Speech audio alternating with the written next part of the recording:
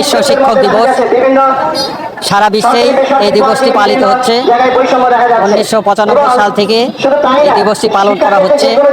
শিক্ষাক্ষেত্রে বিভিন্ন ধরনের বৈষম্য, শিক্ষকদের প্রত্যাশিত যে আচরণ এবং সাথে সাথে শিক্ষকরা যে বিভিন্ন ধরনের বঞ্চনা এবং বৈষম্যের শিকার এবং শিক্ষাক্ষেত্রে যাবতীয় অনিয়ম এগুলো যেন দূর হয়, এগুলোকে সামনে রেখেই মূলত বিশ্ব শিক্ষক দিবস পালন করা হয়। রাজশাহী বাংলাদেশের প্রেক্ষাপটে শিক্ষাক্ষেত্রে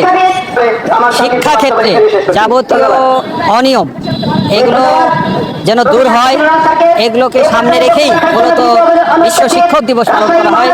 রাজশাহী বাংলাদেশের প্রেক্ষাপটে শিক্ষাক্ষেত্রে প্রচুর বৈষম্য রয়েছে, প্রচুর অনিয়ম রয়েছে, এগুলো অবিলম্বে দূর হওয়া উচিত। এটাই হলো আজকের এই দিবস পালনের সার্থকতা।